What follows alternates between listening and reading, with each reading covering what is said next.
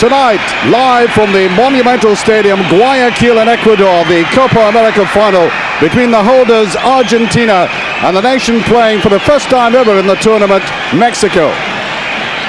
Indeed, the South American Football Association have to face up to the unprecedented possibility of this trophy, which is the oldest in existence for international football anywhere in the world, finding home in an entirely new environment in Central America. For Mexico, I believe, have played as attractively as anybody in the tournament, but unlike Colombia, equally blessed with creative players, they've been able to score goals when it matters.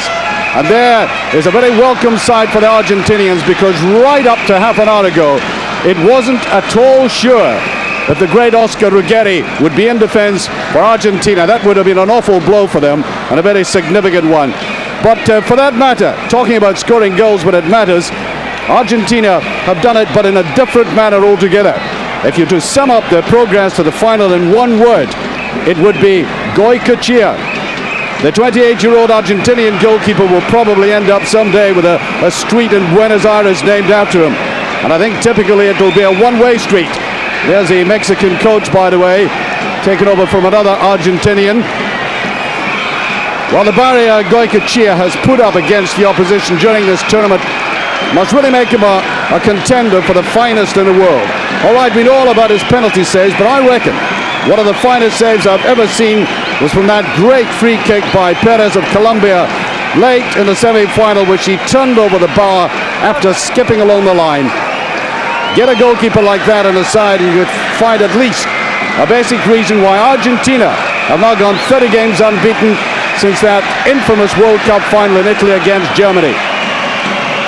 Since then, the coach, Alfio Coco Basile, 50 years of age, has been trying to exercise the spirit of Carlos Bilardi, the man who tried to inject some physical and perhaps over-physical nature into the Argentinian side. He says he wants a side that plays with flair, that's well organized, can dish it out when necessary, and indeed, we've already seen that in the tournament. Well, I mentioned at the start that this cup could go to Central America for the first time. Not, I hasten to say, in that hat, or is it a flying saucer? But it also augurs well for the Mexican clubs, because on the basis of their success, it now seems possible that for the first time ever, Mexican clubs will be able to play in the Copa Libertadores. That's the South American Club Championship. And that means that Mexico, who've existed in a kind of no man's land between the United States in the north and the Caribbean states around, and who really have had it so easy that they've qualified for the World Cup more often than England, France, Hungary and Uruguay, would you believe, but haven't done all that much since they got there. So I think the whole standard of Mexican football will increase enormously if indeed they get into the Copa Libertadores. So here we have the two teams now who ought to be exactly the same as played in the semi-finals, and a crowd of about 25 to 30,000 in a stadium which was upgraded to 90,000, with a great expectation, of course, that Ecuador would reach the final. But of course, it hasn't done that, and not at all surprisingly, it has diminished the interest. Not only that, the Argentinians are never popular. I would imagine the Mexican team you can see here are going to have the vocal support of the vast, I would say 99.99% of the crowd here, apart from the small rump of Argentinian supporters. Now then, what's the big fellow at the back there? Flores, Luis Roberto Alves. Great rangy player, great striker of the ball. Well, these are some of the Argentinian supporters, well outnumbered, of course. I was talking there about Alves, who I saw score a couple of goals. Watch him wandering from left to right against what is always a well-organized Argentinian defense. Now there he is, two goalkeepers, entirely different kinds of goalkeepers. This an instinctive one, traditional. The other one, part circus clown, part budgerigar, and part goalkeeper, of course. So off we go into the final of the Copa América, and the holders of this tournament, who I think have not been at their best, nevertheless have an instinct for winning that comes naturally to all Argentinian sides. They haven't flowed as well as Colombia. They haven't played the exciting football of Mexico. But when the crunch comes, they know what to do. They've already shown that. From the goalkeeper out, they're thoroughly professional. Free kick.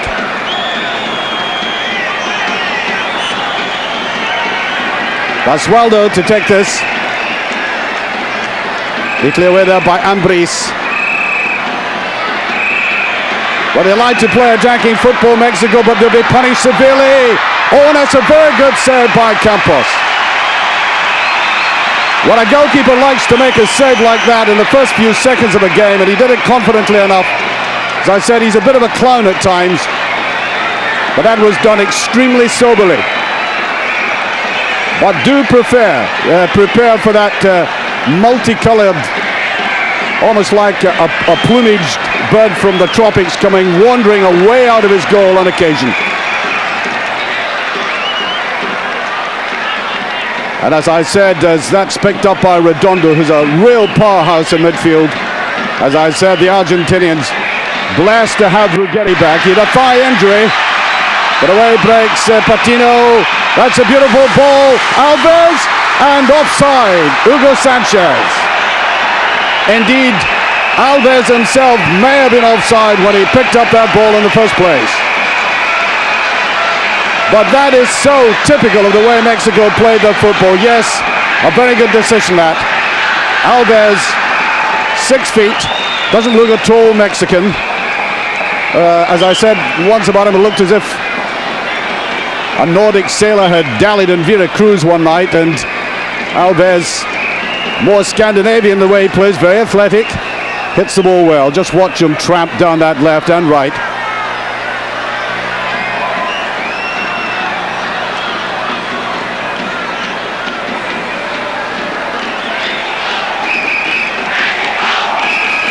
The Mexican coach, Miguel Baron, took over from the Argentinian Menotti, who based his football on an entirely different style from Mejia Baron, who wants to play much more openly, as he's proved in this tournament.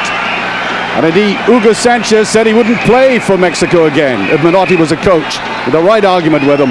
Now he's back in the side at the age of 35.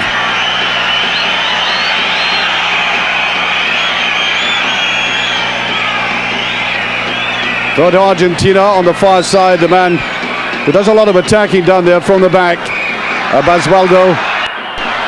And that goes way behind.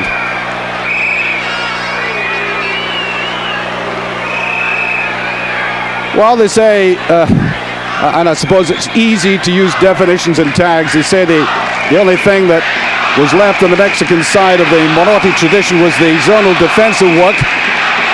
But in actual fact, Perales plays as a kind of sweeper behind Gutierrez, Suarez and Ramirez, the back three, and Patino, Galindo, Ambris and Aspe. Watch Aspe, number 8, by the way, for Mexico.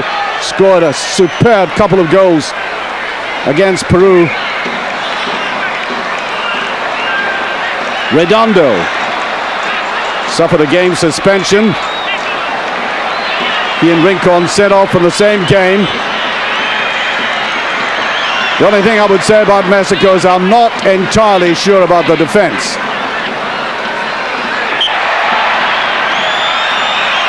Well, can I bid a warm welcome, hello Cobbers and all of that, to people in Australia who are watching this game live.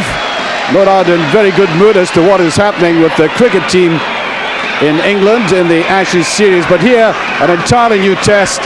And of course, Australia vastly interested in World Cup football themselves, hoping to qualify for the USA in the final. So do welcome everybody down there. Batistuta. Well, Batistuta, number 9, of the long flowing hair, has had a very lean time of it. Scored 6 goals in the corresponding tournament last time out. But of course, if you do that, defenses start to put manacles on you. He's been very closely watched. This is Gorosito. Bit of hesitancy there. Now, I think you'll find that Simeone, who came forward there, will be backed up by Ruggeri at corner kicks. And, of course, Batistuta. Now, here, this man, Alves, pushing from the back. There's Redondo, gets it on the side of the ankle, I think. Redondo, very surprisingly, was allowed away for this tournament, plays for Tenerife, even though Real Madrid were going to be playing Tenerife in that very crucial league game. I don't know whether that's a backhanded compliment or not. Apparently didn't need him, but Argentina are the beneficiaries. Now they've always got pace around the outside. Altamirano, that's a wonderful run. Oh. Well, you've got to hand it to Gorosito, who came in there. He came in behind two defenders, but a brilliant run by the defender. Rather anemic finish, which I think has been a characteristic of the Argentinians during this tournament. They've played some very positive football up to the edge of the box, and then nothing very much happens. Indeed, the equalizer against Brazil was through a substitution, Leo Rodriguez, whom I'm sure will figure in this game later on. And I make it about 7 minutes gone, still no scoring. Hovering there is Zapata, and just behind him, Nestor Gorosito. Gorosito Boca.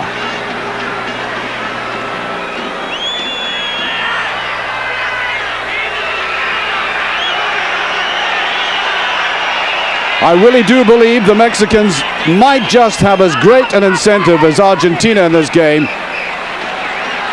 They've already qualified for the World Cup, so they don't need to bother too much about that. Argentina will have 5 days rest after this game before they start World Cup training, which starts next month for them. The actual games do.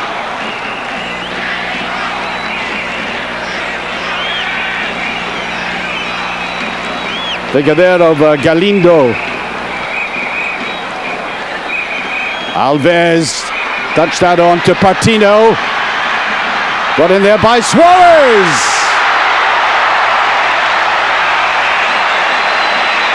And Goycochea may very well have been slightly deceived as that ball skidded over the surface. Watch it again.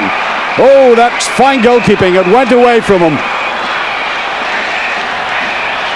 What a marvelous tournament he's had.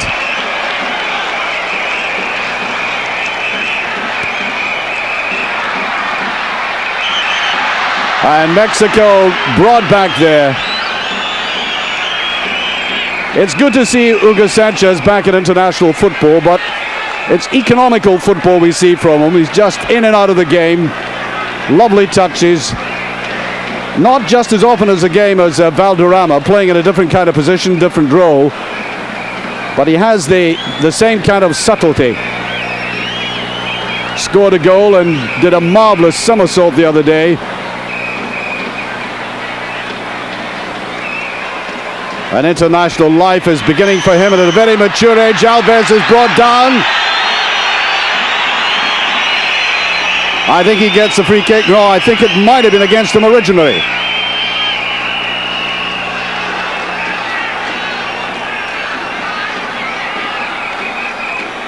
Well, you could see that free kick right on the halfway line.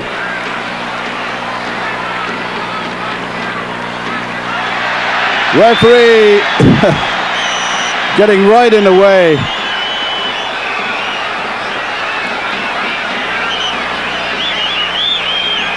Referee, there he is in the middle of the picture. Let me admit to making a huge error in prediction. Well, if I could predict all football matches, I wouldn't be here to be in a yacht in the Mediterranean. But I did predict that this referee, Marcio Rezende, 33 years of age, wouldn't get the final for a really appalling performance in an earlier game, sending a couple of the players off, Jimmy's decisions, and here he ends up with a final. So there we are. Sanchez. Alves. And running round the back was Patino. Argentina on the break. it's their discipline which will matter in this, because they're going to have to face up to a lot of surges by Mexico.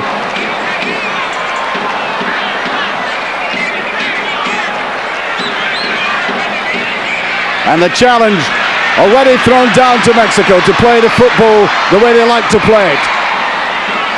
Argentina won't mind that. Breaking from deep, Simeone scored that marvelous goal in that first game. There's Simeone on the run again. Brilliant play by Simeone. Indeed, it was from that position he scored that goal. Quite incredible goal.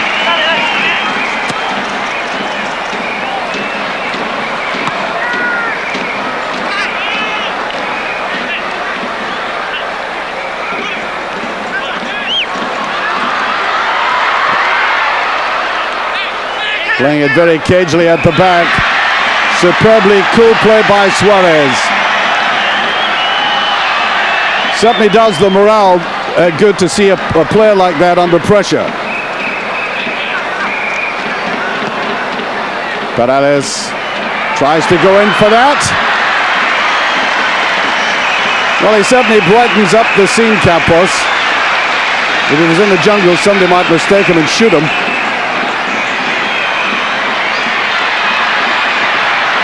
Now, Alves, still the danger on. There's a cross ball, not a very good one.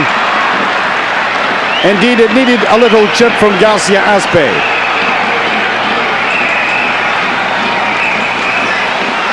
That's the man I told you to watch, Aspe attacking on the left. There's number 8. Already had that very fine shot at goal. Batistuta from Fiorentina. He's going to stay with the club, by the way. He doesn't mind the fact that they've been relegated. They call him Batigo as a nickname in the Florentine town, and I think the club would regret him moving.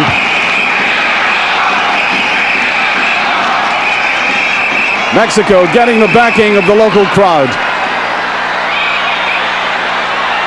That's a free kick. Now, looking back over the tournament, there was really only one man in particular who could take a free kick as cleanly as it ought to be taken at this level, and that was Munoz of Ecuador, who scored a glorious one to start off the tournament.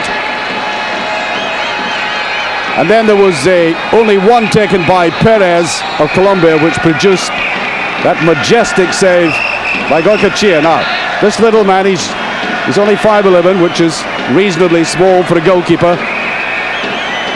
Batistuta is there. Shielding the ball is Medina. And just to the side, Redondo.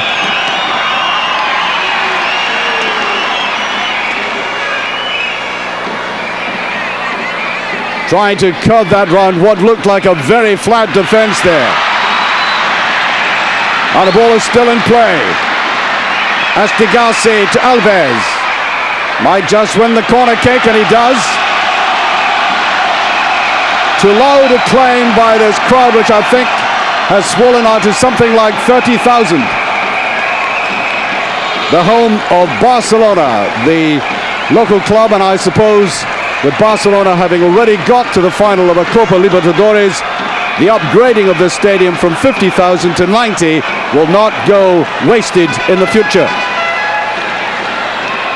This will be taken by Patino. Watch the juggling around of the players there. Number 2, Suarez, trying to get into the action. We'll go, and there, the safest pair of hands in the business. Plays his football, of course, in Paraguay for Olimpia, another famous Copa Libertadores team.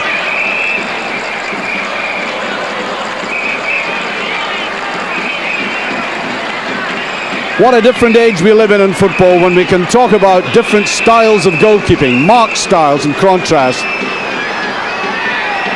When on the left we've got a contender for the grease paint, and on the right we've got a gentleman who would do nothing more exciting than toughen up his hands to make his saving even better, and certainly put himself down in that penalty area. No fancy work for him. Free kick.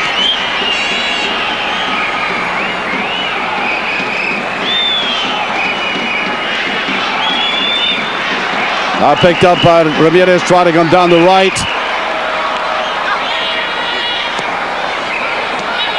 Well, you could see that was a very weak finish. Simeone. Now he's got a little bit of space. Well, that's ambitious. Batistuta, can he put it away? I think, ooh, it's so close.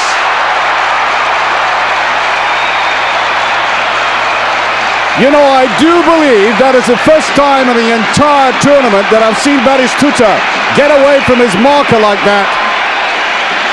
And the sheer inactivity of that player in that area may have produced that miss. It wasn't all that easy, I have to say.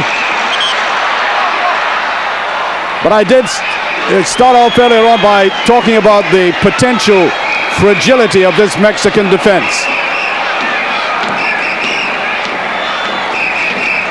Great work by Simeone in midfield. Alves.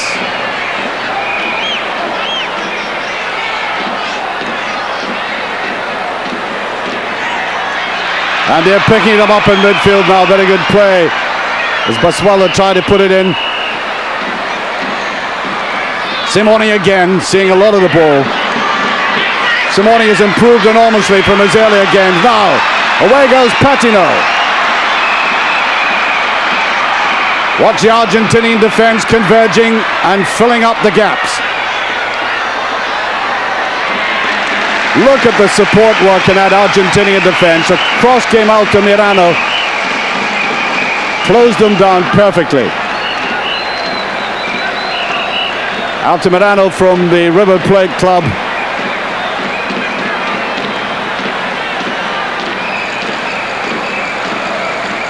Gutierrez. Looks for the 1-2 from Hugo Sanchez. Brilliant break there by Ruggeri. And he looks fit all right. I've often said he's very reminiscent of Daniel Passarella, one of the great Argentinian defenders. I remember Passarella in that marvelous team in 78, and round about that period, Passarella was as good a defender as anybody in the world. There's a gentleman I think deserves a credit, number 15 for Argentina there. His name Jorge Borelli, an unsung hero, but he's a man who scored the 2 penalties in the shootouts that got them through. So his eye is in.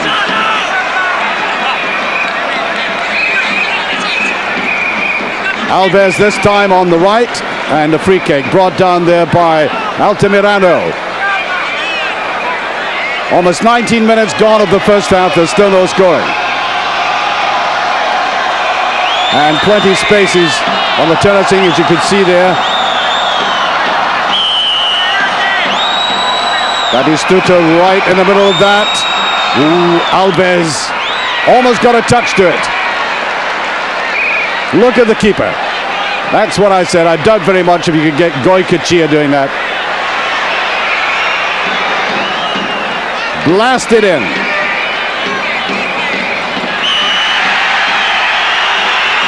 I think a free kick again, and he brushes the complaint of Zapata away from him. One of these River Plate players. I know there are difficulties in Argentina to hold on to the players. There's a huge export which debilitates their club football, but on the other hand, these famous clubs are still going strong. River Plate, Boca and so on. One round the outside by Suarez. Brought down by Gutierrez.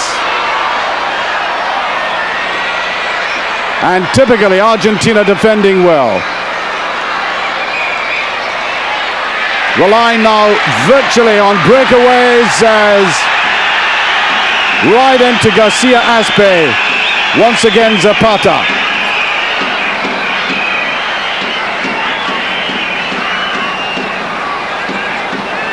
Watch the tackle there. I don't think he was caring too much if he took him right into the track.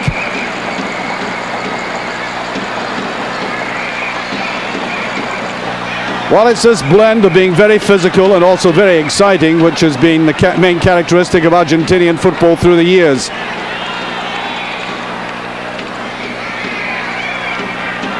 They've certainly got the right aggressive attitude, but not matching it at the moment with flair. And all Argentina do in a most unsensational way is simply grind out competent performances.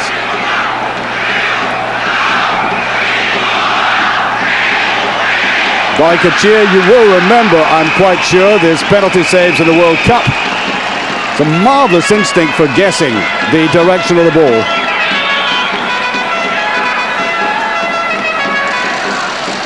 So now I would make it about just about 23 minutes of this first half still to play by my watch.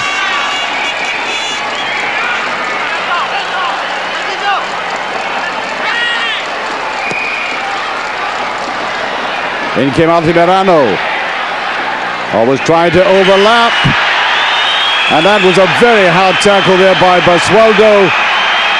Well, that's inevitable, isn't it?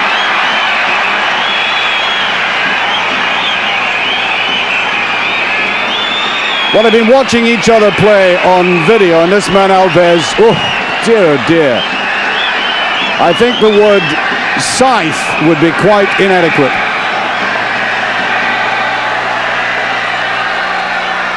And I think Alves really might be in serious problems. I have to say, I have to admit, I sometimes have my doubts about players going down like that now because there's so much play acting. Sadly, too much play acting in modern football. But I don't think he'll get onto the stage with a performance like that. That was really sore. Well, I did say there was an attempt to get rid of the old bad ways as they were reported by Carlos Bilardi. That's not to say that the Argentinians have now become sissies.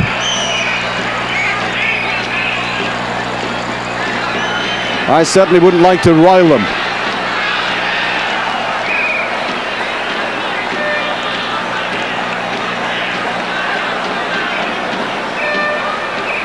And whilst instinctively you try to see a game of football objectively, nevertheless, you are attracted by the way one team plays as opposed to another. And Mexico has certainly taken the eye with their kind of football. But on the other hand, you just get the impression again, Argentina are now stabilizing themselves. And at the very least, they're going to be very difficult to beat.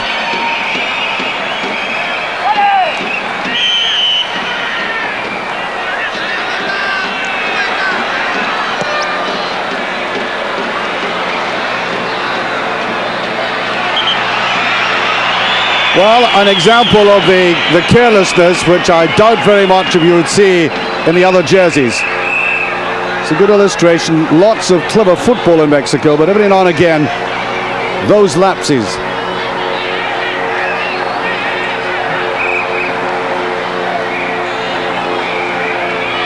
Throw to Argentina. And Simeone having an excellent game for Argentina. Very powerful runner with the ball, and as you've seen, difficult to dispossess.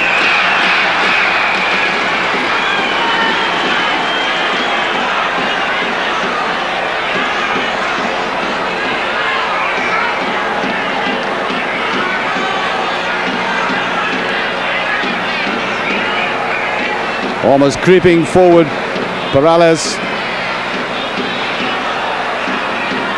Look how bunched it is now. Argentina closing them down very well. Alves gets another free kick out of that, but I think he knew exactly what was going to happen that time. And back goes that man I was speaking about. Borelli. Patino. Look at that line of Argentinian defenders again. Gutierrez. And they make it so difficult. Bang, closes the door. Every time there's an attack on the flanks, you look inside and there are 5 or 6 Argentinian defenders.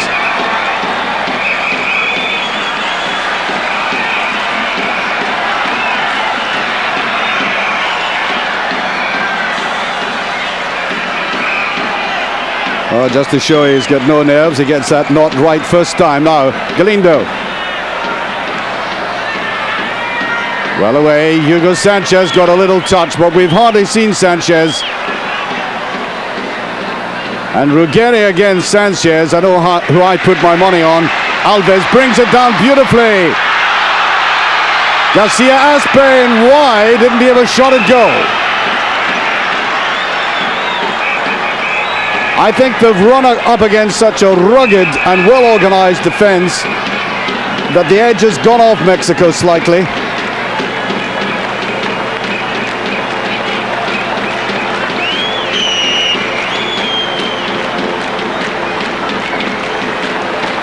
Well, there was Garcia Aspe. He did make a little space for himself. He also had Hugo Sanchez inside. At the back, just touching it away, Perales or Ramirez. They've got a couple of names there. There he is, just flicking the ball over his head. Juan Ramirez Perales from UNAM. The Mexicans having constructed a team around 3 clubs. Batistuta was there now. And no pressure there for the other Ramirez. And that has scored a second goal against Ecuador. The game has gone, admittedly, slightly flat. Batistuta's offside.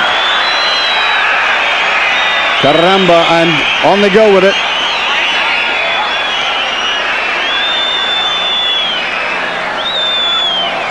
Oh, that was very close indeed.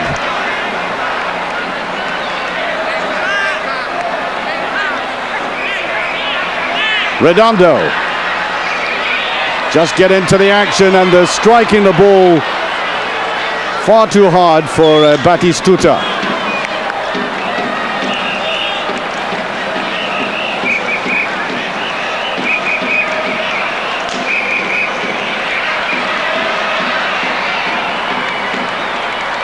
Now they're beginning to play the ball about well, but no free kick as an Argentinian is down. And put in there by Ramirez. Patino. Hugo Sanchez, no chance for that.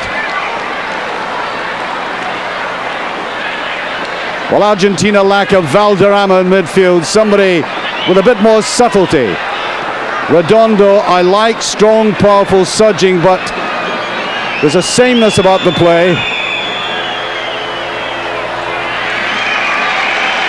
And he'll do that all day. In fact, I'm sure he would love to come up and take a corner kick.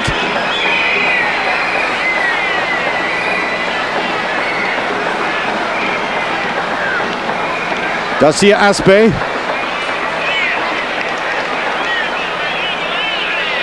Redondo goes back with him. Lays it on to Ambris though. Ramirez, a very good run. That's the defense again, coming right across, this time Zapata.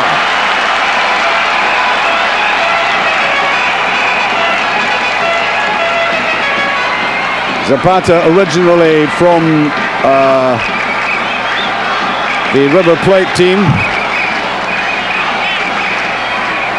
It's only 25, an experienced team all the same. The Mexican average age is about 4 years lower. So there's a lot of promise in this. And Mexico at the moment have been battering against the brick wall. Well, that's a better shot there. Very good one, Ambris. Ignacio Ambris, 28 years of age. Now, I did say, as he fires that in, that the coach Miguel Mejia Barón had wanted to build his team around a core of 3 clubs, UNAM, Necaxa and America. And that's exactly what they've done, and that man comes from UNAM.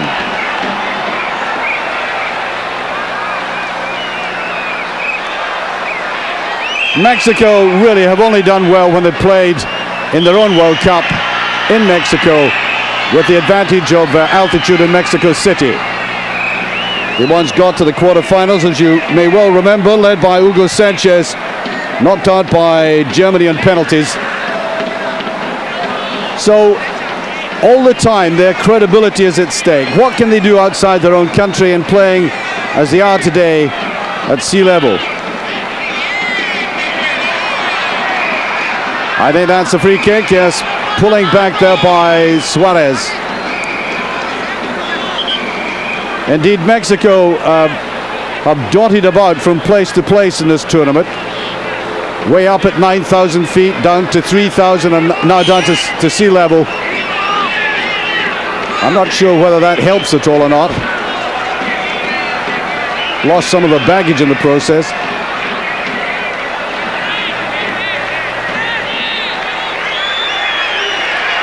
"14 minutes of this half remaining by my watch." There is Miguel Mejia Baron.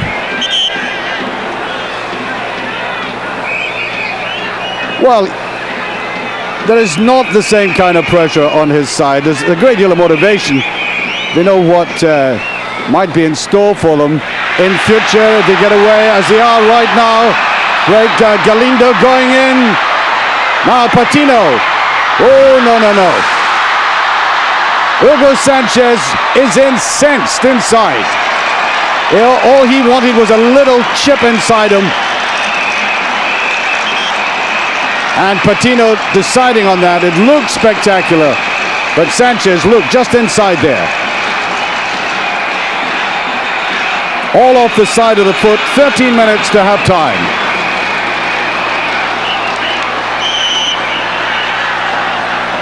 Well, we've seen this before from Argentina, even in that first game, that very first game that they played, where Batistuta got a breakaway, the only breakaway in the game against Bolivia, and scored a goal. Then they were 1 down to Mexico, and it took a header by Ruggeri to bring them into it, even though Mexico were outplaying them. And even against Colombia, after Simeone had scored, they held out. And of course against Brazil as well, they pulled one back. So they are resilient if nothing else.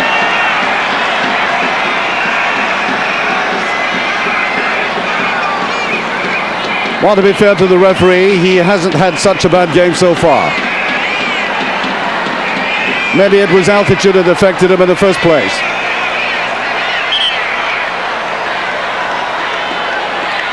This is Galindo for Mexico.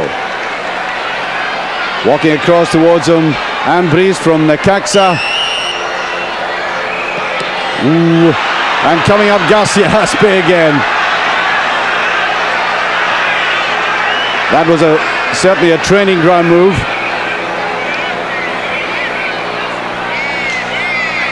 And that seemed right over the ball.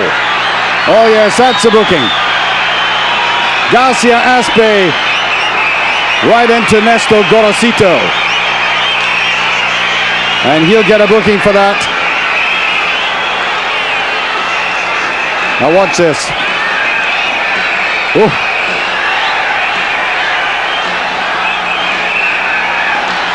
Well, he's picking himself up all right.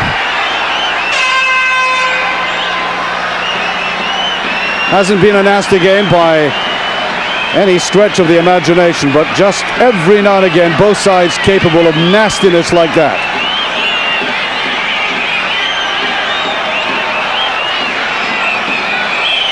And I think our television director through the tournament has been delighted to show these rather ghoulish attitude, these fouls we've been seeing over and over again.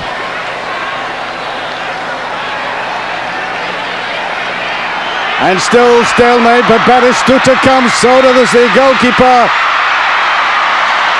And I'm rather surprised that Batistuta beat him to that almost, because normally he's hovering around the penalty spot when the play's in midfield. That is most surprising. Now Mexico on the break.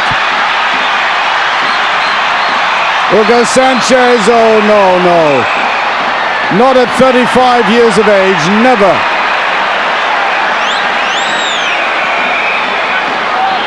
A little jet pack in his back might have helped.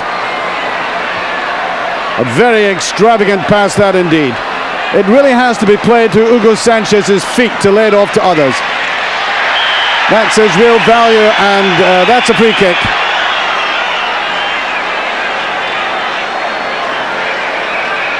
Exactly 10 minutes to half time. And the game is so evenly poised. There's still this marked difference in style, but nothing much happening in the penalty areas. The game promising a lot more than it delivers.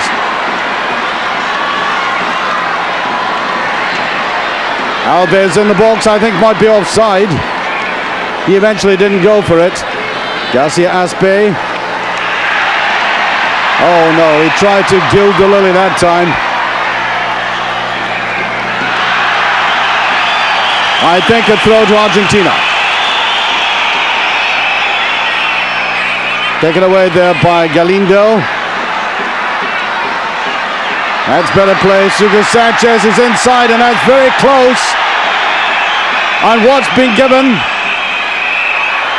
Whoa, Sanchez. What's he doing? He's gone in a little training exercise, I think. Now then, I think that happened off the ball. Ruggeri, who's already injured, took a thigh injury in the semi-final. Down he went. Hugo Sanchez ran away from him as if a swarm of wasps were after him.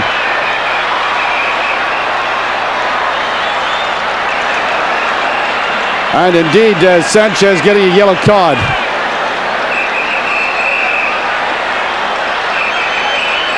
Ruggeri is the mainstay of this defense. Stabilizes it, comes away in beautiful surges occasionally. And I think he's off. Now that's a bit of a tragedy for Argentina. One wonders if this could change the entire complexion of this game. And this is the player we expected to come on in the first place, Caceres. Fernando Caceres from, yet again, River Plate. Much younger player, of course. He gives Ruggeri 7 years at 24. Now that's a bad blow. There was a major doubt about this man before the game, and he's given his all for his country.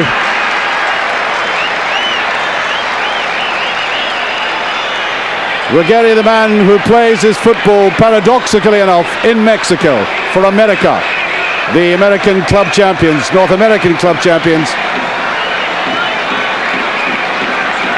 And of course, we've had it with Real and Ancona. Ooh, and as things were happening way across on the edge of inside the penalty area, that was almost the penalty kick itself.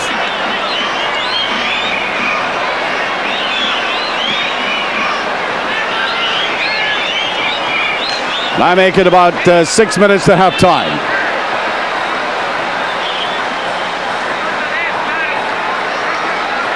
And you begin to ponder if the basic containment game that Argentina are playing is going to come off yet again.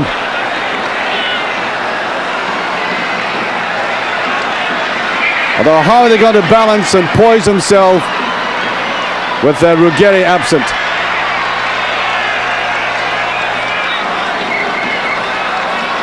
Well, since Alves got that heavy challenge, we haven't really seen all that much of him, have we? I think the Argentinians knew who to take out of this game.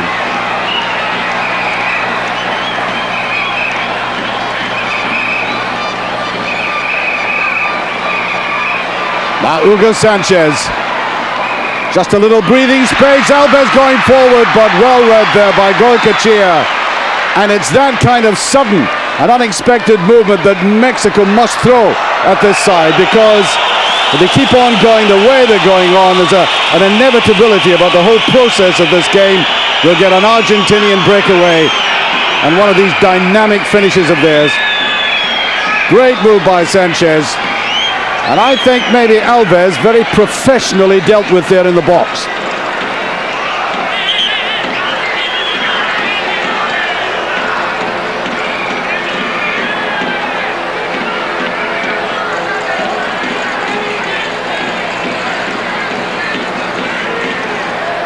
Four minutes to half time.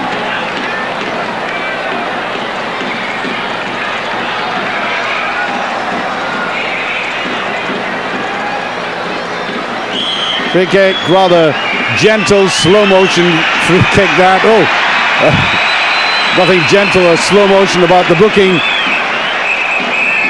there. That was Nestor Gorosito. Alves moved into the middle now. Oh, they went for just a little bit labored that. Against Peru, all these moves looked very natural and flowing. But we're playing against a different category of defense tonight.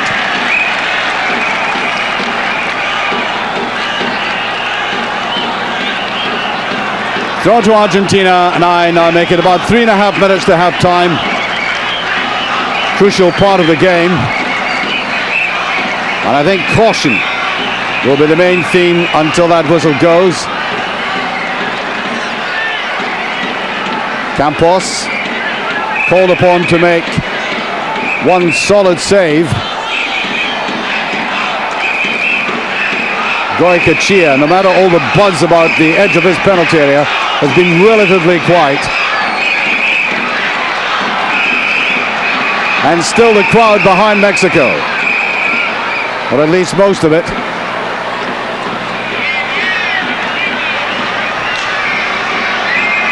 It's got to be a touch of the unexpected, or Mexico are going to get exactly nowhere. Well, Goycochea slightly hesitated that time. Patino, where's the support? Tries to go himself. Hugo Sanchez. And back, right from midfield came Ambris. Now the breakaway. Batistuta. Well, the problem for Argentina is the striker is far too deep. Coming back to try and fight for himself, and that is not a good sign for them. 2 minutes to half time.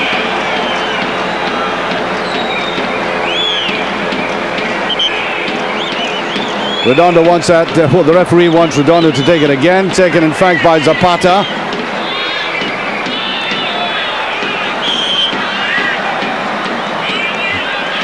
Well, I have to say, very untidy in midfield at the moment. There he is, Marcio Rezende.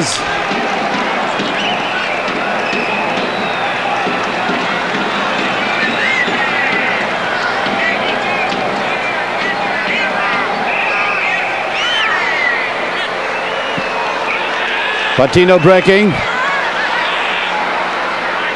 Again, so very well marked on the edge of the penalty area. Simeone.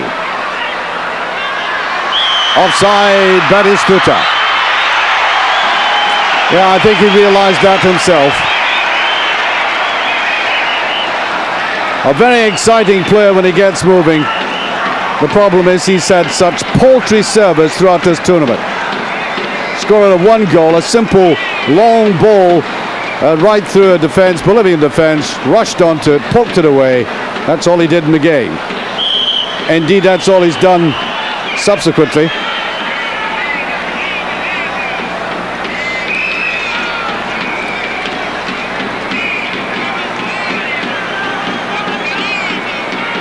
Practically on the halftime whistle. Alves to Garcia Aspe. Basualdo keeping his eye on the ball. I think it's a corner. Into stoppage time. Hugo Sanchez. Hugo Sanchez, of course, the teammate of Oscar Ruggeri in Mexican football. It is watched by thousands, of course. In it goes. And so many Argentinian players back. This is going to be very difficult. Mexico are facing the equivalent of the Chinese puzzle. How do you unlock the box?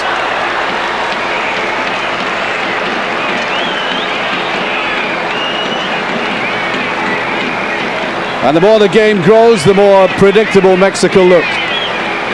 They had all these mazy runs and one-touch football against Peru. The sort of thing you dream about going to see every week in football. Hence, the great popular support they have for that way they play. But tonight against a very professional side, a doer side by comparison, but very professional, they are now beginning to look entirely predictable. It's onside. Rush forward there, and Almier was into it, but so also was Campos.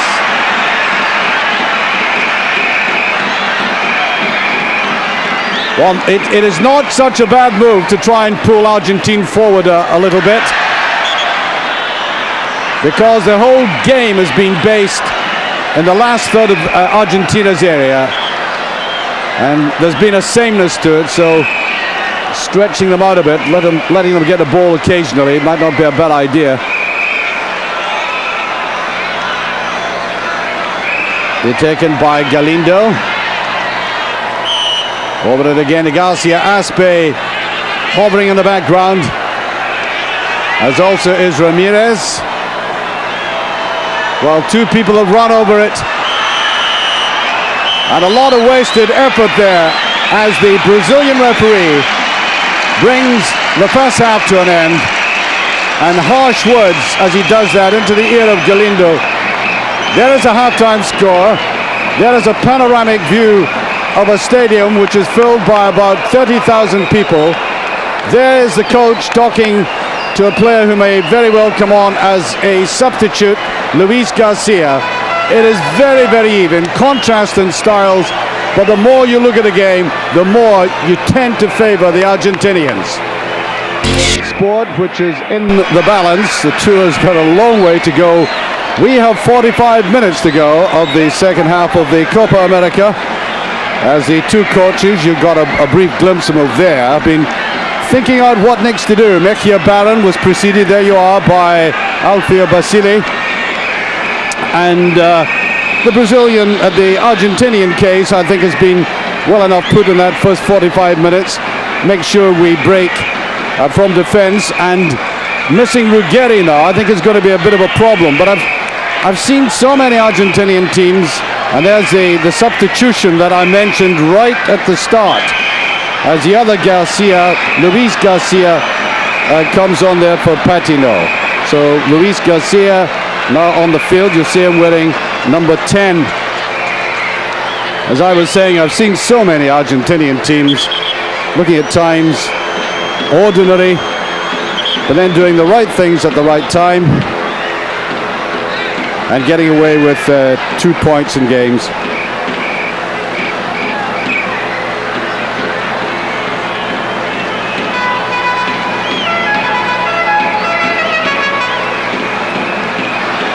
And it may well take some rush of blood to the head by a defender or something like that. More likely in the Mexican side, the way they've been defending just occasionally, to turn this game. And at the moment, even though it is evenly balanced, there's such a contrast in the way they want to play the game. Simeone. Bit careless, but they chase after it, and I think a disappointment, of course, throughout this tournament has been the lack of linking up with Batistuta. Now Alves, look at the run he's got now. Didn't get much of this space in the first half. No, Goycochea. Well, I think he realizes he's got to do something a little bit different from that. What I like about Alves, if given the space, is the way he'll go forward at a defender. Not at all frightened to take somebody on directly.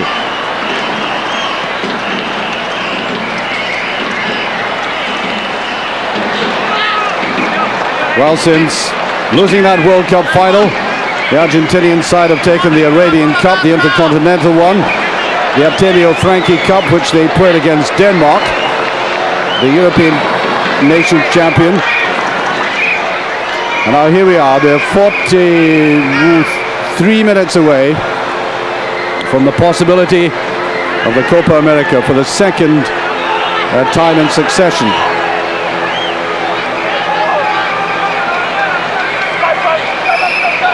And now Mexico suddenly look a little more cautious.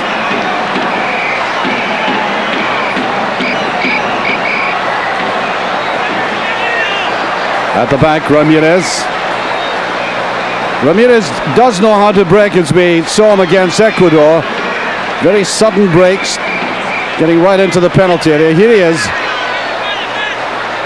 looking for a little 1-2. He is Alves just inside him, but that's a dangerous thing to do. Lose possession to Argentina just about there.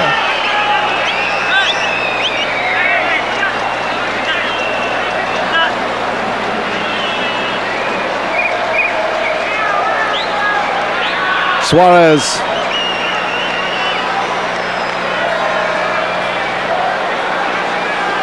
Well, it's a bit of a disappointment so far for Mexico. We saw them playing this rather jolly Cavalier Carnival style knockabout. Looked as if they were actually enjoying a game of football. Now the remorseless style of Argentina might be weighing them down a little, destroying their creativity. Well, Alves gets right in the way.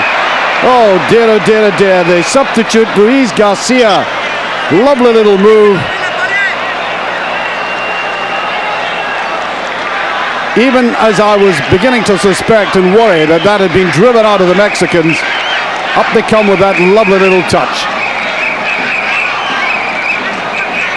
Alves has not recovered from the good old-fashioned bump he got from an Argentinian defender. He obviously doesn't like the rough treatment.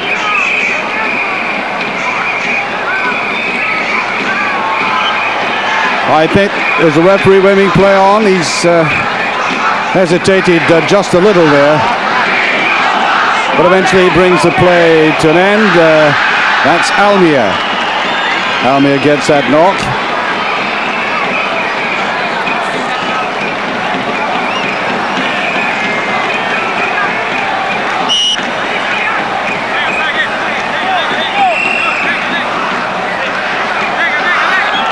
Now watch Campos here. They send it right into the box. It's very difficult for you to miss him. Offside. I think the Argentinians might have been proud of that move out by their defense as well. And at the moment, the goalkeeper is the only colourful thing in the game.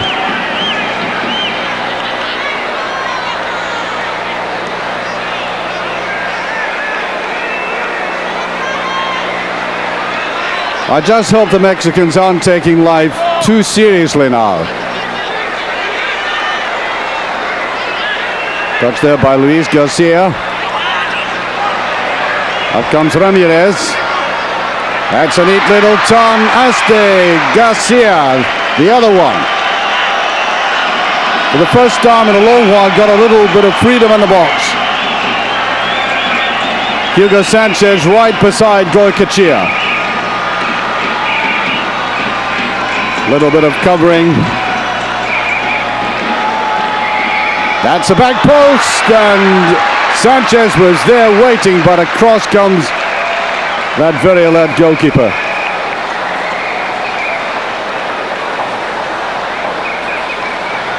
One of the few goalkeepers in the game who hasn't been bothered by the cross balls. They all have, including Campos.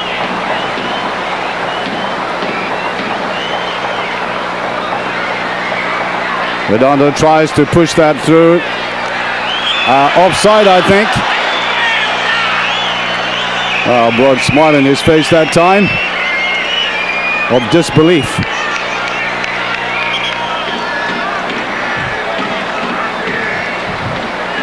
Argentinians have to go to Colombia, Paraguay and Peru to qualify for the World Cup. Not at all easy. especially that visit to Colombia.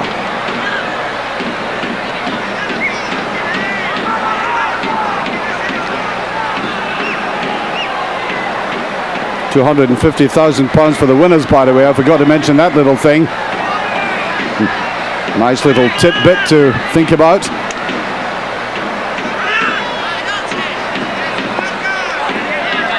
And it goes, that defender, I must say, Borelli, very, very good marker. And so far, Argentina showing no signs of strain because their captain Ruggeri is now away from central defense and obviously getting attention to that thigh injury of his.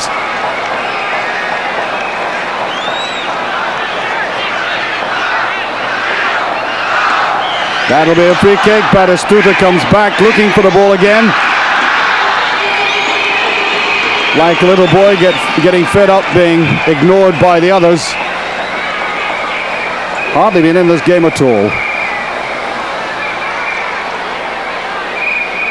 Picked up neatly there by Simeone. Redondo. Better move there as it's, well, half flicked on by Gorosito. And the crowd don't like it. I'm not allowed to whistle myself, but I know where my sympathies lie at the moment.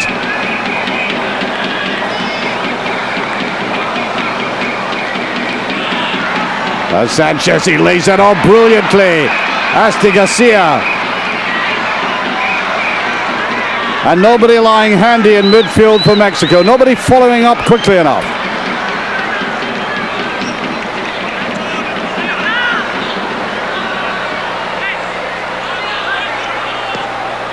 And Argentina still grinding this game out. Not at all attractive. Very functional. All working for each other.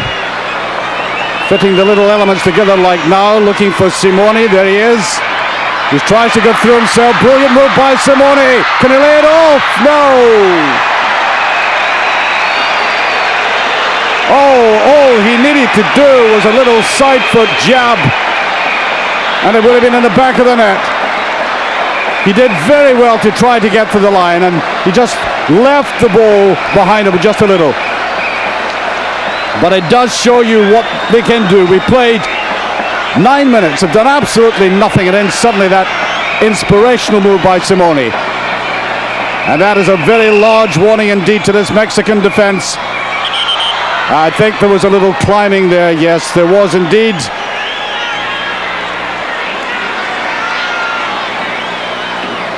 Now Alves, who's been posted absent for so long in this game, and that's a pity because when he starts roaming around and gets running freely, he is a great menace to defense. Redondo, like there by Gorosito.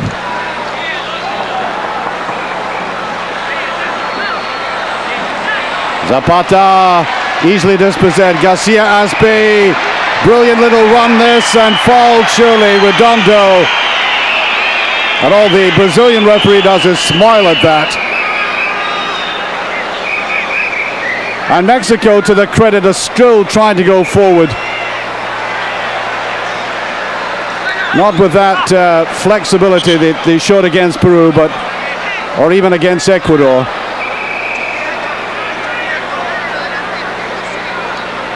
Just get the impression that the Argentinians are saying, well, perhaps we can just grind them into the ground here. Wait until they run out of steam and then strike. It's such a familiar pattern.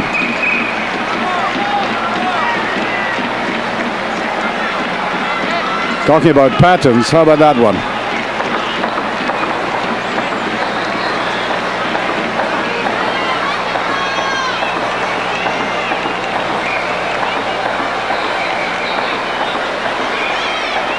Back go Argentina. Want to close them down in midfield. Difficult for Mexico to break out of this. Look at the marking. Quite superb. And now the break.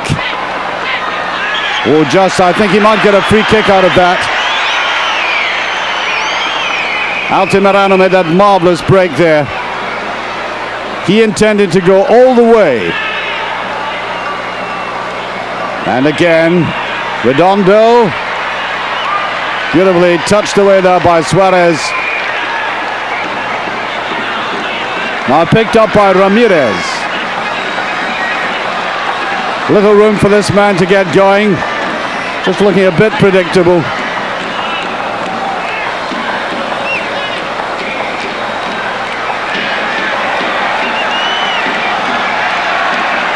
Now Mexico not getting enough players forward. Hugo Sanchez, well picked up in fact there by Luis Garcia.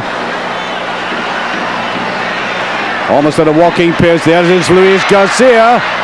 Promising substitute indeed.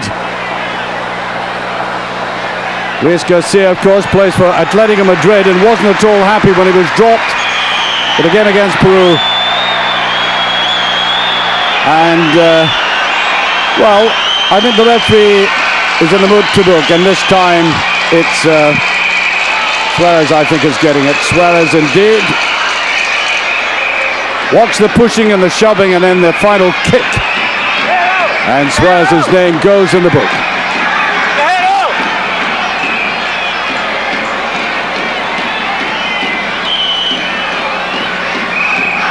Crowd of 25,000, and I don't think anybody is in any danger of cardiac arrest at this stage.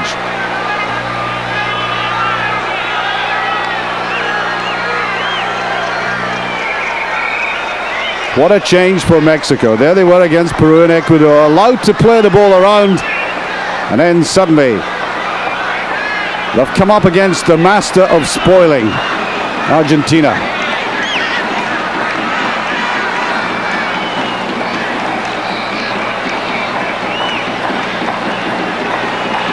At the back, Perales.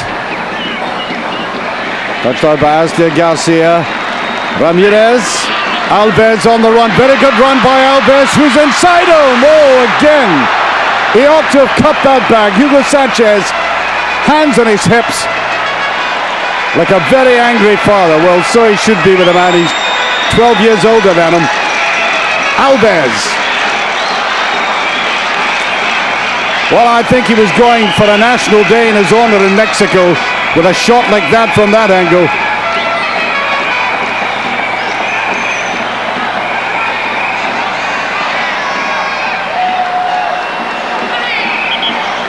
And just every now and again, the Mexicans trying to prove that we are not sitting on top of an extinct volcano, as they do in the city that they have. And that was Alves himself. Certainly got it in him to do that. Hasn't done it often enough.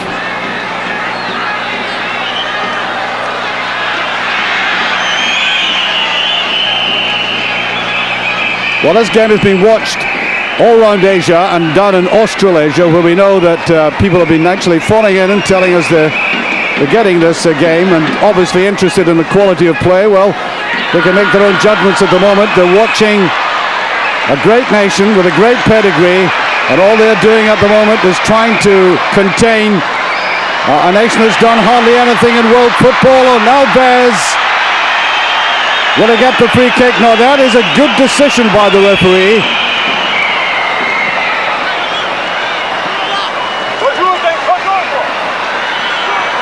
That was Alves, and I don't think it was brought down. And what's been given here, I think, free kick.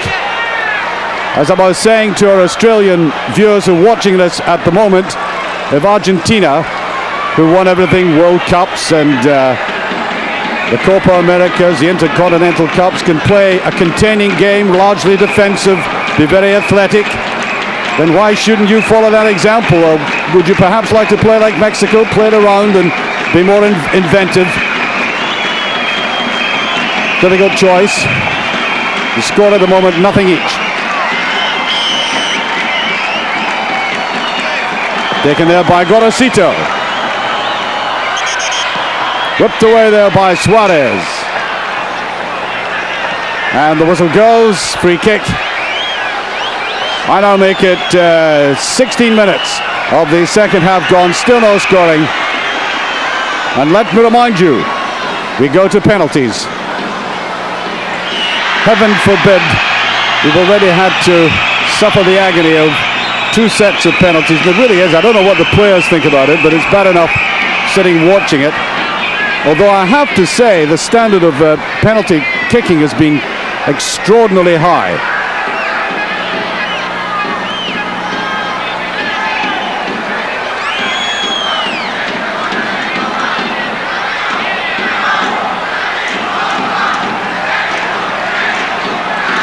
Mexico getting the chance in the background. I see a Gaspe. Batistuta, look at the legs on him. This is what he's very good at. Batistuta, can he score? He has! Would you believe it? Batistuta. It has all worked out logically for Argentina. The remorseless wearing down of Mexico. And then one thrust by a man who's hardly been in the game. An object lesson in economical, if austere football. And Argentina, the holders, are 1-up. After exactly 16 and a half minutes, opportunism at its very finest, right into the near post. One might quibble and blame the goalkeeper, but all credit to the conviction and tremendous perseverance of Batistuta and the Fiorentina player rattling that home in such a way as to suggest you're never going back at us. Quite incredible, isn't it?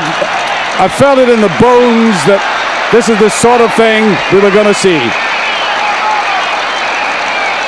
And on comes this man who put so much sparkle into Argentina in the second half against Brazil, scoring with a header, Leo Rodriguez, number 20.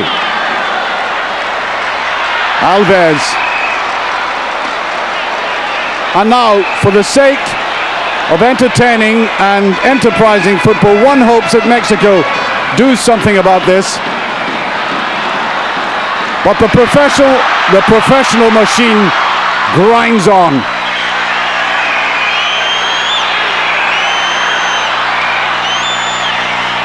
Yes, I think that's got to be a free kick.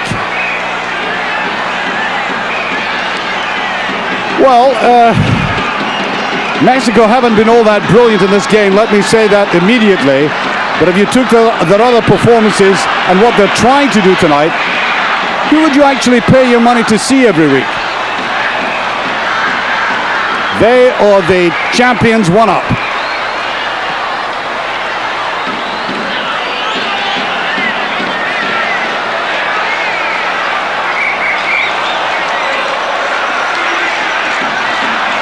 And now Mexico really have to come and flood as far forward as they can. There's actually no point in being as reserved as they've been in the last 10 minutes, and indeed in the latter part of the first half.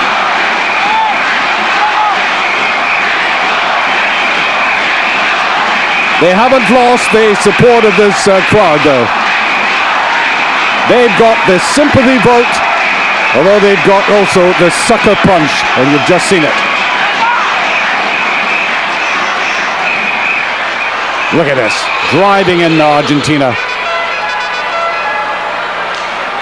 Rodriguez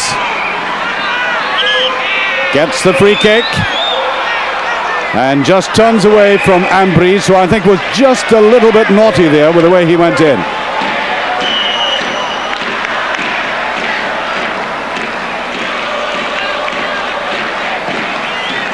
Taken there by Borelli. Well, that could be touched back. Again, Batistuta almost in. Redondo at the back.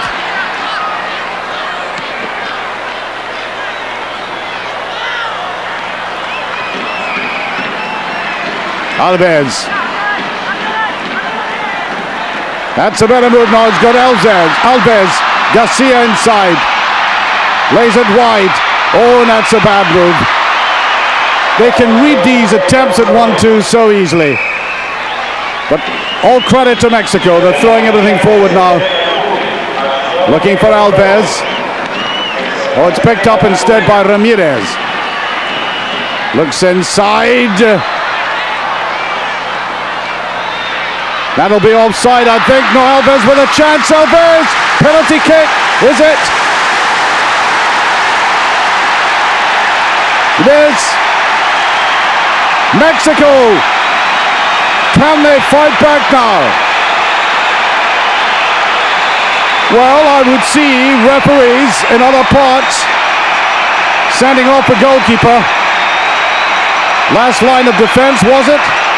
Let's see. Through he goes. Well, I've seen goalkeepers sent off for that. That's all the Argentinians would need. Anyway, what a remarkable game it's turned out to be now. Batistuta's goal has given it an enlivening injection, and here we go.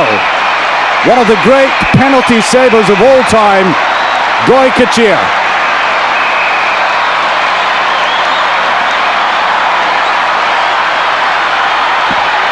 Very, very difficult occasion this for everybody, especially the Mexicans.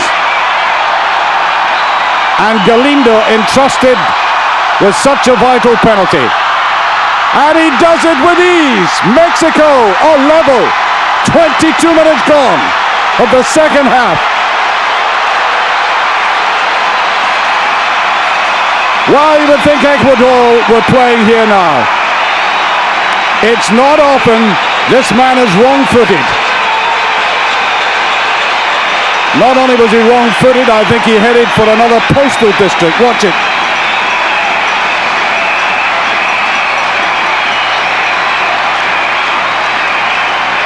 Well, I don't mind saying, thank heavens, we have seen a stark contrast in football. And I'm glad that, at least for the time being, Mexico have got a reward out of it. And now they've got to play for everything. And it's here that Argentina might miss the influence of Ruggeri right in the center of defense. Ambries. Oh, you can feel the lift in these Mexican players now. Suddenly there's a surge through the ranks. And you know how difficult it is, and they must realize themselves, having played Argentina in the past, how difficult it is to pull back from being behind, and they've done exactly that.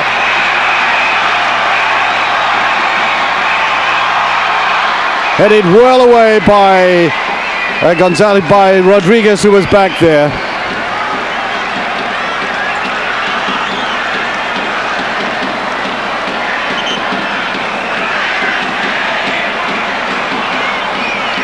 Well, Goycochea could do absolutely nothing about it. As I said, he's got a great instinct for guessing which direction the ball's going, and many penalties scored against Goycochea that we have seen in this tournament have been when he's almost touched it or just tucked it into the net himself, diving despairingly.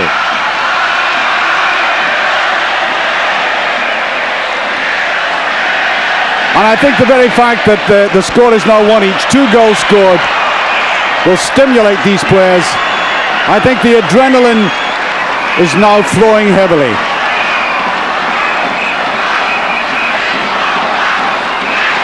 That's stabbed away there. Out comes the Argentinian defense.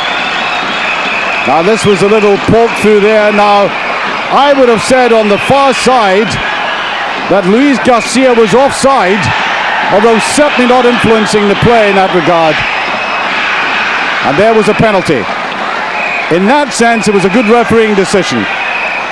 I hate these displaced persons being called offside when I suppose technically they are, but not in the zone of play that matters.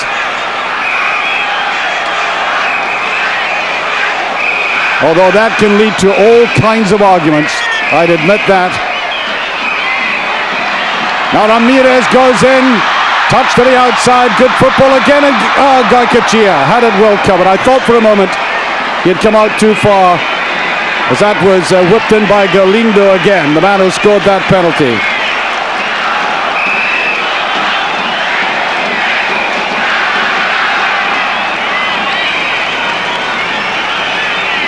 And so we've got exactly 20 minutes left of this game. The Copa América, you're watching it live from the Monumental Stadium in Guayaquil. A game that's been watched, virtually by 3/4 of the world, throughout Europe, North America, and a considerable part of Asia.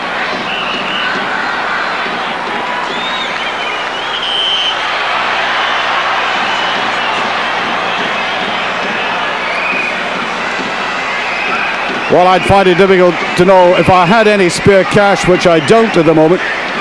I'd find it difficult to know where to put my money now. Redondo goes through. Rodriguez tries to put it in.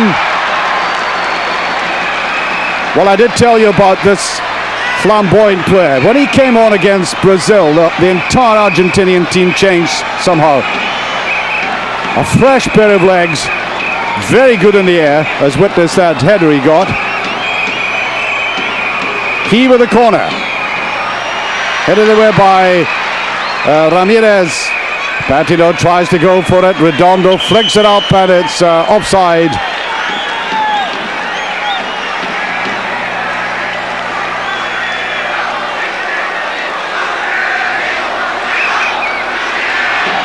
Well, we're seeing that offside there. They're fascinated by that as well, the directors.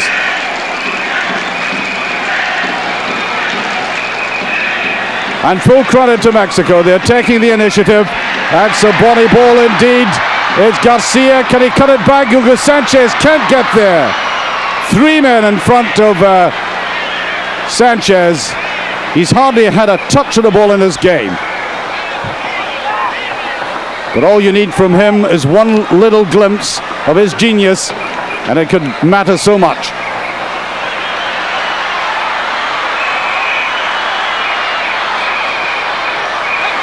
Simeone gets a second bite at it. Does that very cleverly. Batistuta, can he score again? He has!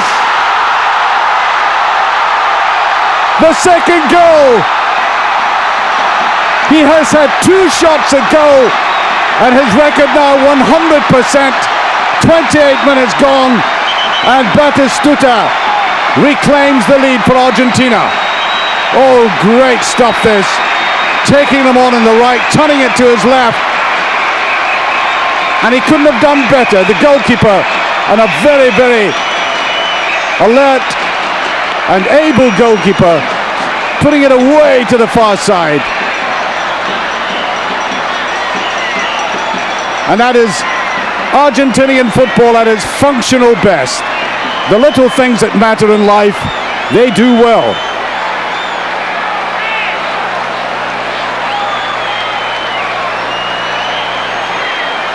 So the champions not relinquishing in any sense their grip on this title. I did say right at the start that Argentinians have an instinct for winning. It's bred in them. They have this streetwise quality of knowing how to survive, how to fight back, and you've just seen a perfect example of it.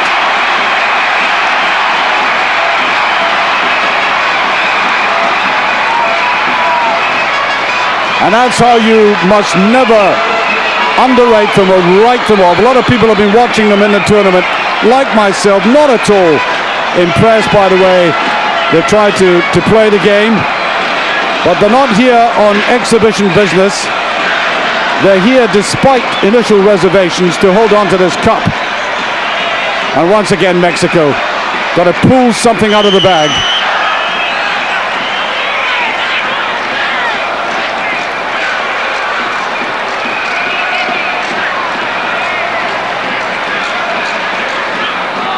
And I'm sure this coach, Alfio Basile, I think a free kick. And back go the Argentinian defenders, not wanting to relinquish that ball. There's a bit of natter going on now. And somebody is being called aside. I think it's Batistuta, and he gets the booking.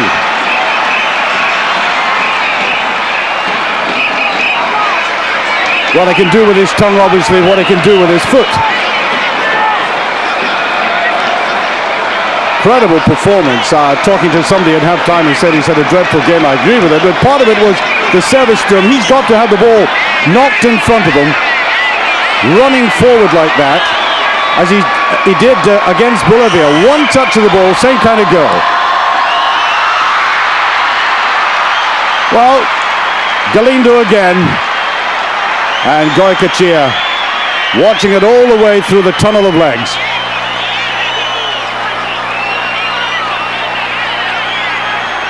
"14 minutes remaining.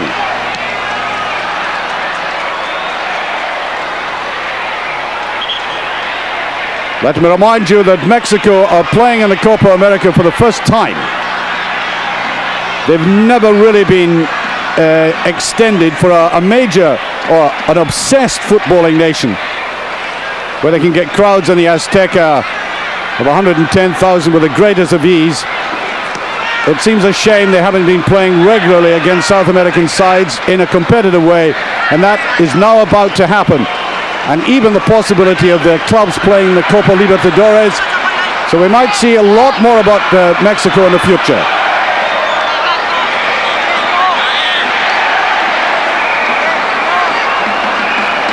Now, here's a gentleman who goes around with the Argentinians, and if Argentina win, you'll see him simulating the movements of a sheep on the park. I haven't yet worked out what it might actually be, but you saw him in a red tracksuit there, jumping up and down. I think he's limbering up because at this stage, with about 13 minutes remaining, I think perhaps Argentina will close shop again.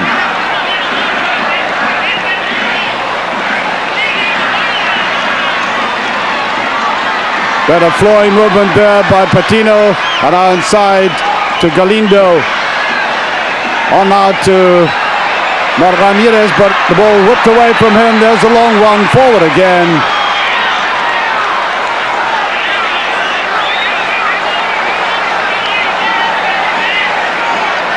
And back go Argentina into that shell of theirs. Enticing Mexico forward, picked up by Garcia Aspe. There's a little 1-2, beautiful little flick by Hugo Sanchez, and that will be a free kick.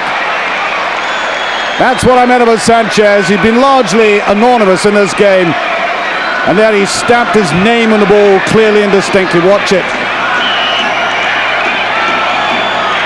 Just a gentle little touch. And I think Alves might have done a little more on the left. He didn't go forward for some odd reason.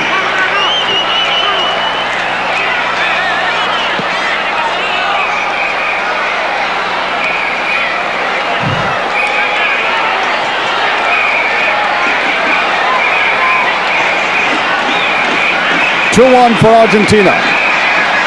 And at the moment, a personal triumph for Batistuta. We might be getting Luis Flores on. Has it been kept in? It has. But look at the strength of the Argentinian defense again. Broke that up beautifully.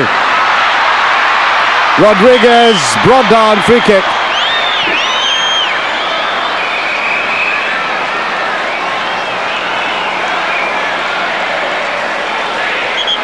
So we'll have that substitution now. Luis Flores to come on from the Atlas Club.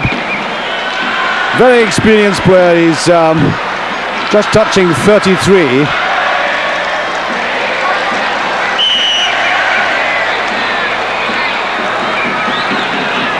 Gutierrez has gone off. Flores now on.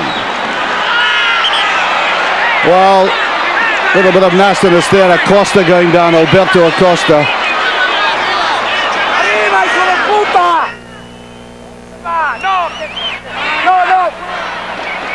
Brazilian referee, I think, wants the stretcher on.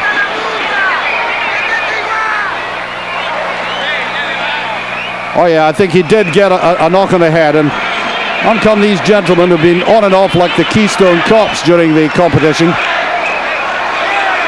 I'm almost fearful of them dropping the actual invalid, as they almost did on one occasion. Imagine getting an injury from a stretcher.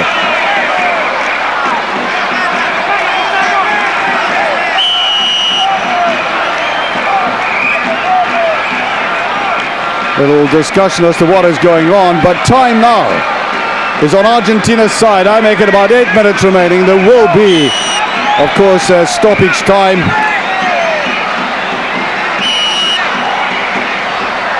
Rodriguez. Well, he just ran into trouble there. He really did. He played for that. What's he getting out of it now?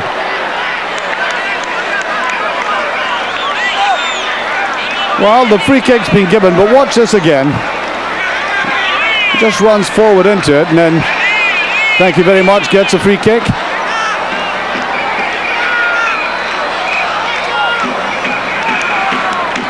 Now he'll be looking for Batistuta. Of course, on occasions like this, Oscar Ruggeri would come up, but let me repeat, the Argentinian captain is off the field. Substituted at half time. He had that thigh injury. Rodriguez.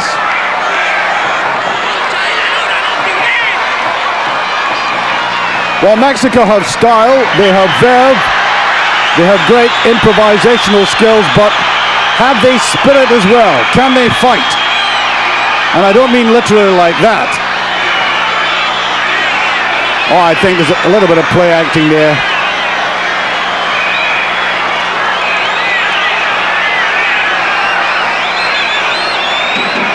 Well, there might have been a bit of Bruce Lee in that tackle.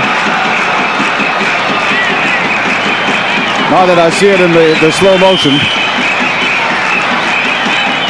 Rodriguez. What a useful player he is. He's only a substitute. He gets it. Now, I really do think this is being emphasized or overemphasized by the Argentinian players now. What they're doing is very professionally or cunningly breaking up the flow of the play.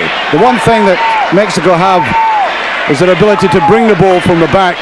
If they just keep stopping the play all the time, then Mexico will stutter.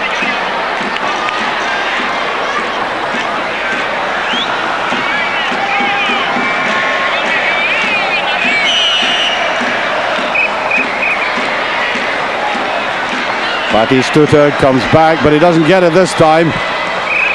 Now Mexico, cluster of players there. Asti Garcia, Alves, Hugo Sanchez on towards Alves, great ball, Alves. There was a hand, surely. Well. I wonder if we can see that one again.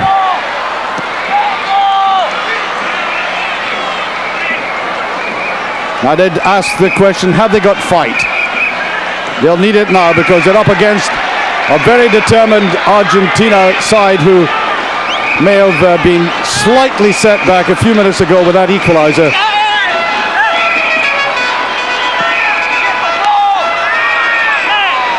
Free kick it is to Argentina. I was reliably informed that if Mexico had won this game tonight and won the Copa America for the first time in their first invitation, there would have been free tequila in all the major Mexican cities. When I've been there, I always thought it was free anyway, but that's the news I was told.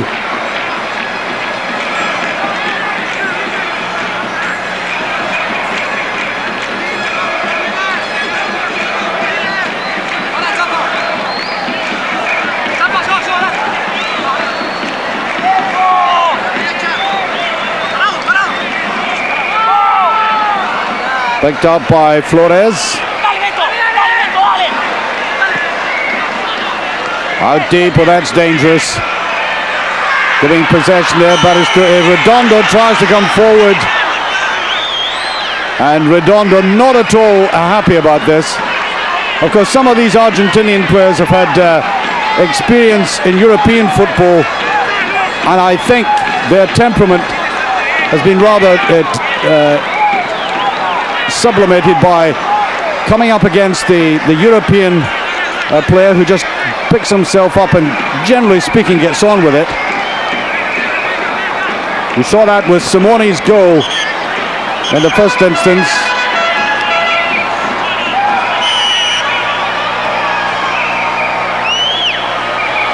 Batistuta.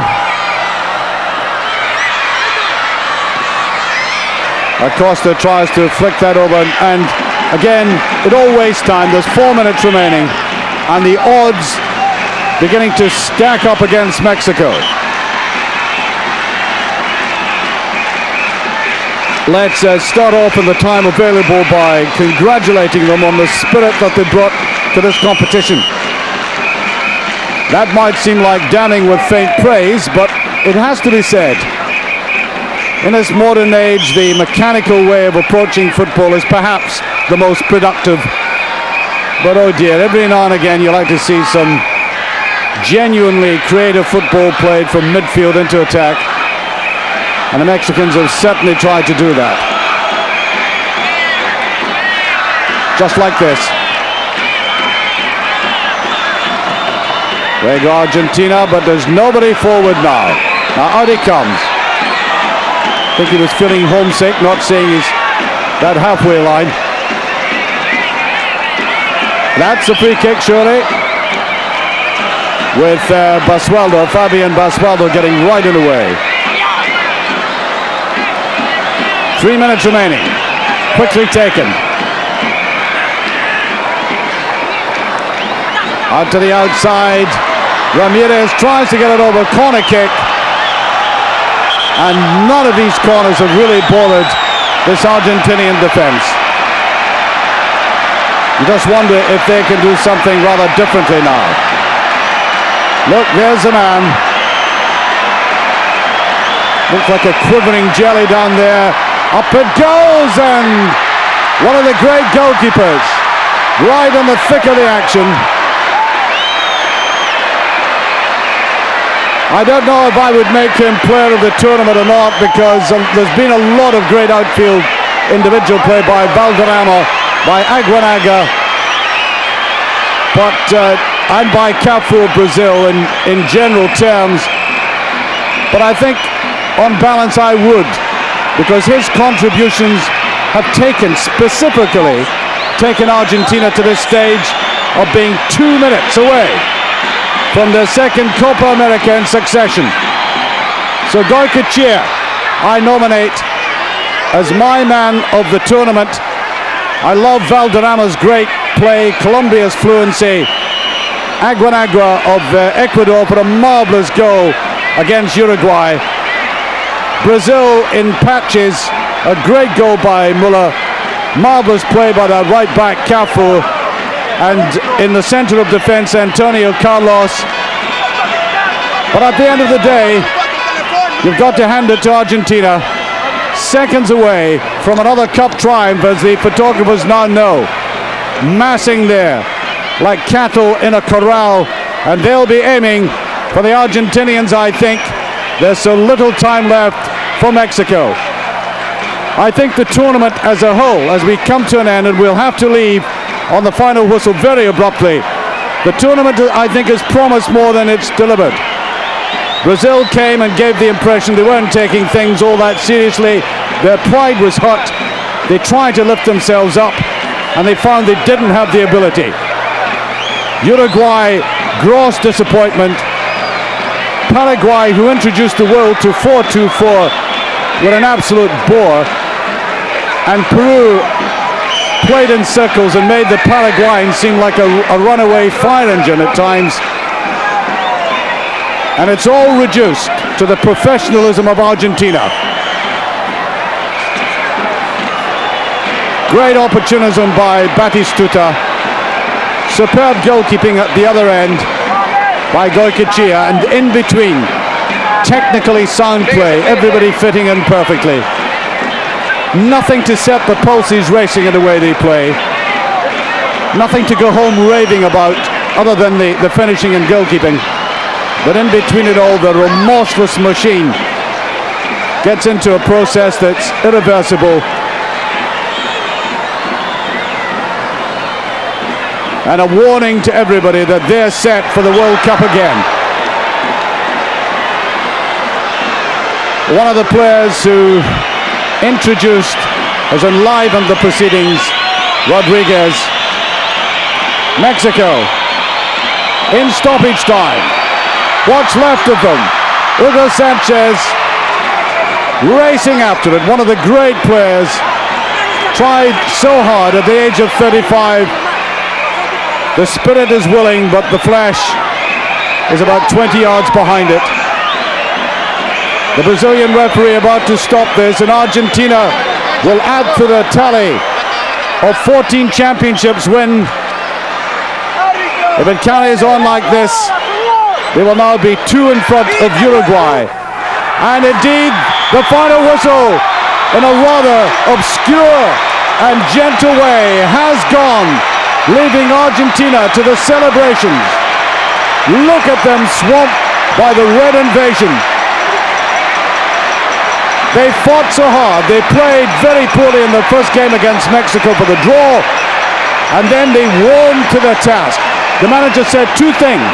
First of all, we get them together so infrequently that it's very difficult to produce anything from players who are almost shaking hands with each other after a long absence.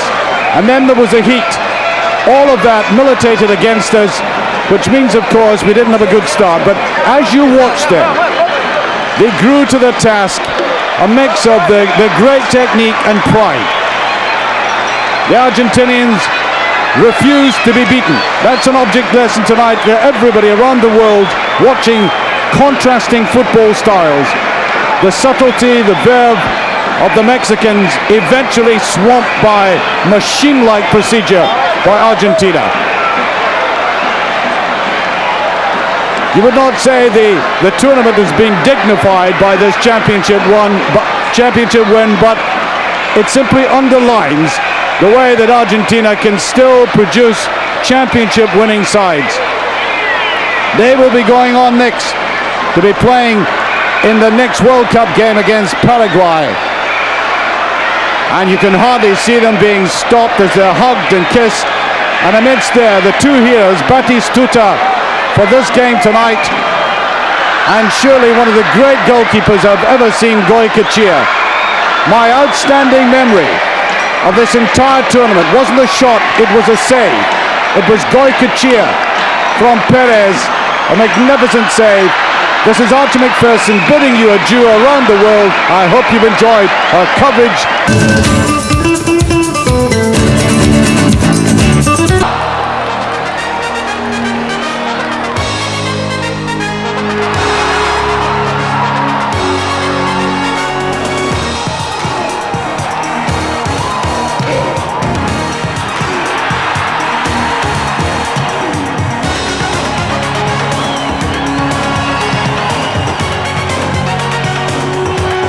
The 1994 Football World Cup is brought to you on EUROSPORT by Nike.